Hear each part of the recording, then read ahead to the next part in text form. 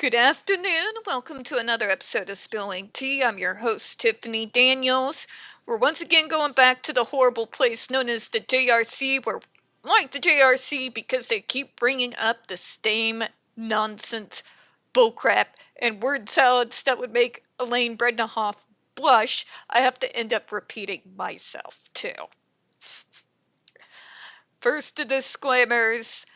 Folks, if you're unfamiliar with the Stop the Shocks campaign or the campaign against the troubled teen industry, pertinent links are right there in the description box, including Autistic Hoya's massive archive on the subject, or as I like to call it, our receipts have receipts, where we pretty much get all of the material in regards to the JRC for this channel. We also got the link to Neuroclastic's article where they interviewed over 800 ABA professionals in regards to Dutch Rotenberg Educational Center's so-called behavior modification program, an article that somehow managed to get so deep under their skin they felt the need to threaten Neuroclastic with a defamation lawsuit. They did not remove it from the website.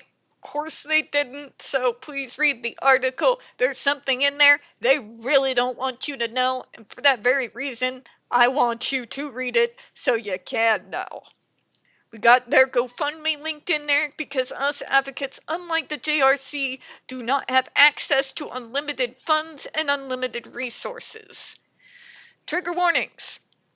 We discuss places like the Judge Rotenberg Educational Center or Agape Boarding School for Boys. You're going to hear vivid descriptions of, catch clips or surveillance footage of people with mental health issues and disabled people being tortured and abused. If you do got young children present, please make sure to use the headphones. This channel is marked not for kids for a reason. We use profanity and speak on dark subjects. If your kid is 16 and younger and watching, parental supervision is very much advised.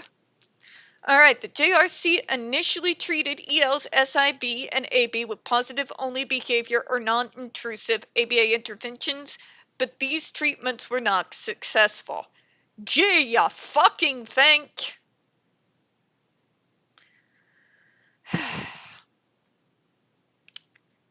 Okay, yes, I have to say it again, apparently, because they never get the message. JRC, you want to know why your quote-unquote so-called positive-only behavior interventions didn't work?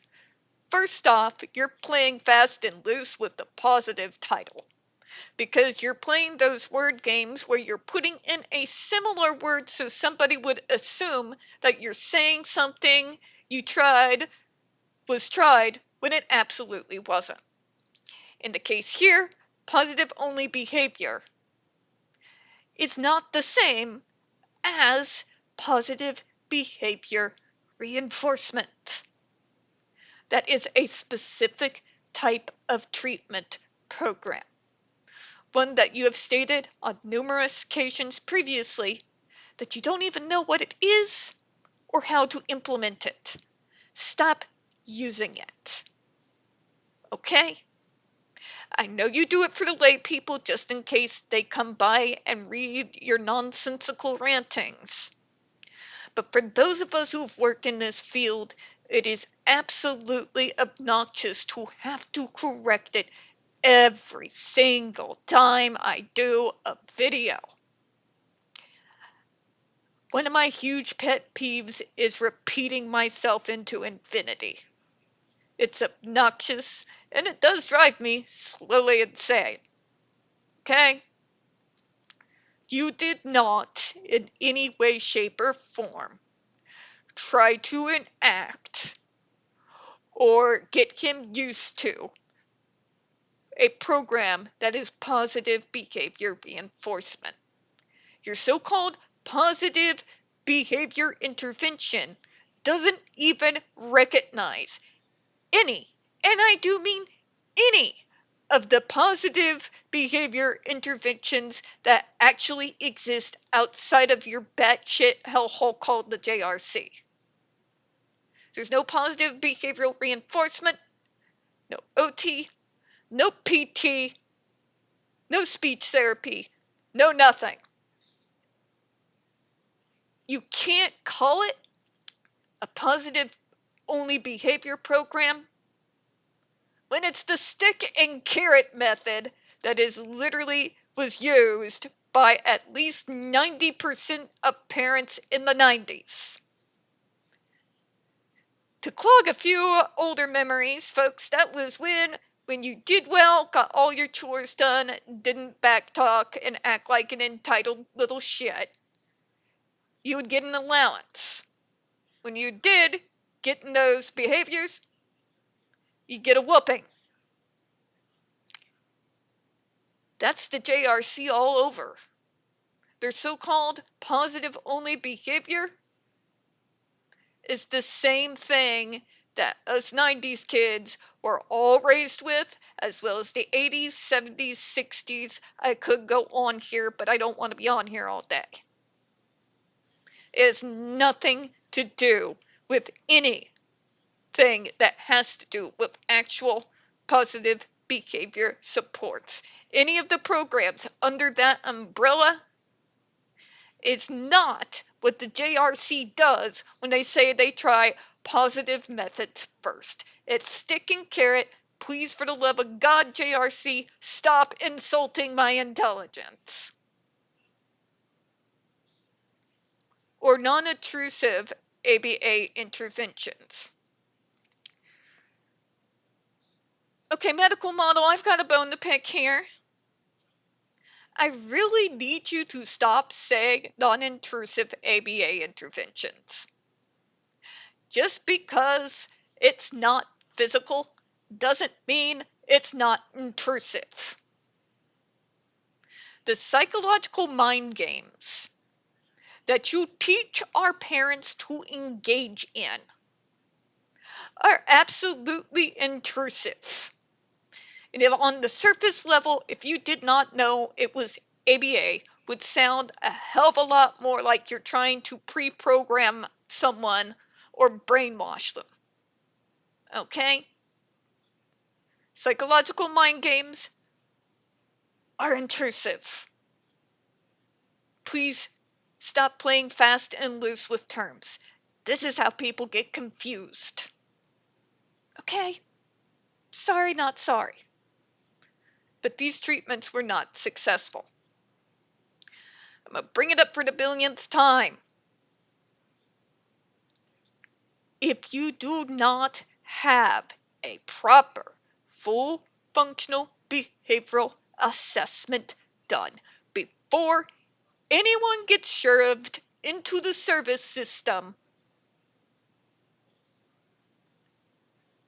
it's not going to work because you don't know what's wrong.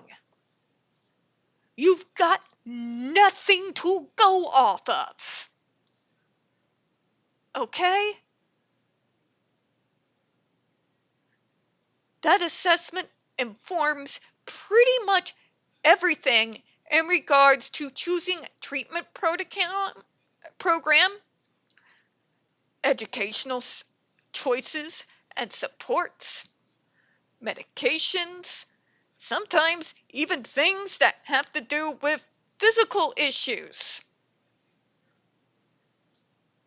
It puts the right information in the hands of the folks who are going to be introducing this person into the service system.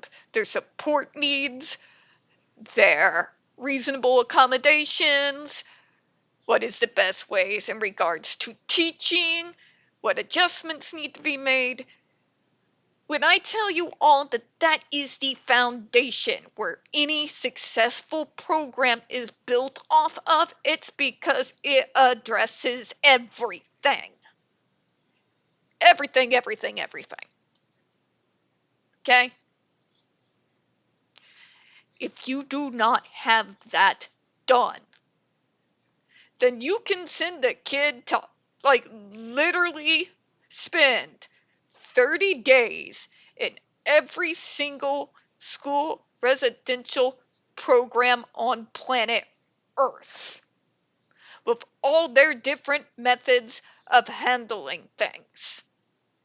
And they could all fail because you're pushing a kid on them with giving them nothing to go off of. And then, as though it's some kind of miraculous fix, you'll say, but when I push this little button here and I hurt them and they cry, well, then the bad behavior stops. So obviously this is what's needed. Says no one that's not a complete, utterly sadistic psychopath. Yes, random acts of violence come upon you out of nowhere will more than likely send you into shock, where whatever you're engaging in at the time will completely stop. It's kind of how shock and random physical violence being inflicted on you works. Okay? It doesn't change things long term, nor does it guarantee a successful future where they can be faded off and never have it put on again, when all they've done is suppressed all the things that forced you to put it on them in the first place. You, as a human being, cannot suppress everything forever. The dam will bust. It always does. It's always traumatic when it happens. And all those behaviors come out. They're more dangerous, they're more intense, because now you've got psychological trauma on top of triggers that were never properly dealt with in the first place. This is not an argument in your favor, JRC. I do not understand why this is so hard for you all to comprehend. I really don't. Truly, I don't. You leave alone the triggers. You do no work whatsoever to provide alternative ways of communicating, alternative ways to act in certain situations. Even, although I deplore it, the alternatives as provided by ABA you don't provide. It's nothing but a torture model. And then you act surprised when they leave your system at the appropriate transition age, and that the behaviors get worse. Somehow the answer in your broken brain is somehow, well, obviously they need to be come back and tortured some more.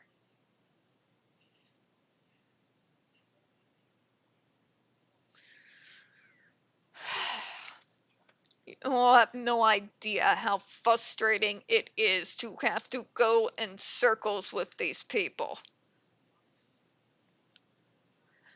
And how much they continue to evade and keep spouting the same nonsense in the same format over and over and over again. There are times when just fighting these folks require me to set up an appointment with my shriek. I'm not even kidding.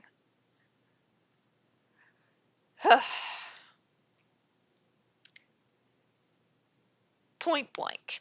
If you do not have a proper foundation built by doing the full functioning behavioral assessment first, before sending anyone into the service system, then whatever intervention you try to force on that poor kid is not going to work. It's not rocket science, it's literal logic 101. I don't see what there is to not understand about that. You go into a doctor, you have some issues that prop up with a pre-existing condition. If you go in there and they don't have access to your medical history, it's the same thing. It's literally the same thing. I can't deal with these people. Really can't.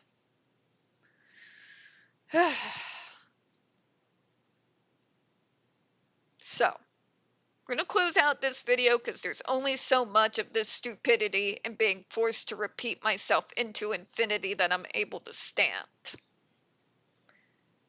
If you don't get the assessment done, you're sending a kid into a program with no foundation. That foundation is important to the people who are receiving them, who's going to be the service providers, so that they can understand exactly where they're at, where the problem areas are, what are the ideas in regards to supports and reasonable accommodations. If you don't have the foundation built, they're working on guesswork.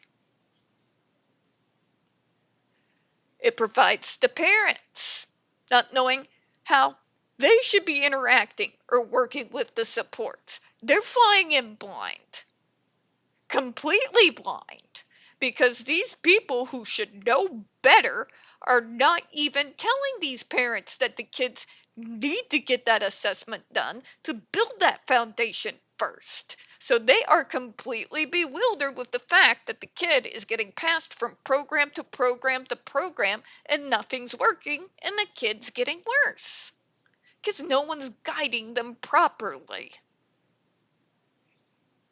Right?